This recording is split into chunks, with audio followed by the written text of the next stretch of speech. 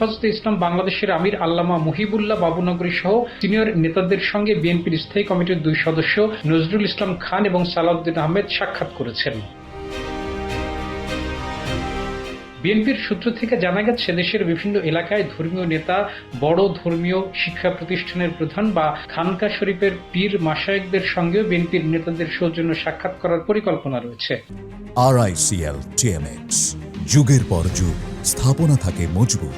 এক্ষেত্রে কেবল বিএনপির নীতি নির্ধারণী নেতারাই যে ধর্মীয় এবং আধ্যাত্মিক ব্যক্তিদের সঙ্গে সাক্ষাৎ করবেন তা নয়, অঞ্চল ভিত্তিক কেন্দ্রীয় নেতাদের দায়িত্ব দেওয়া হবে যাতে ভোটের সময় বিএনপির প্রতি তাদের সমর্থন থাকে। বিশেষ করে ধর্মীয় ব্যক্তিত্ব বা মাদ্রাসার ছাত্র শিক্ষকদের সমর্থন যাতে কোনো পক্ষের দিকে একতরফা হয়ে না যায়।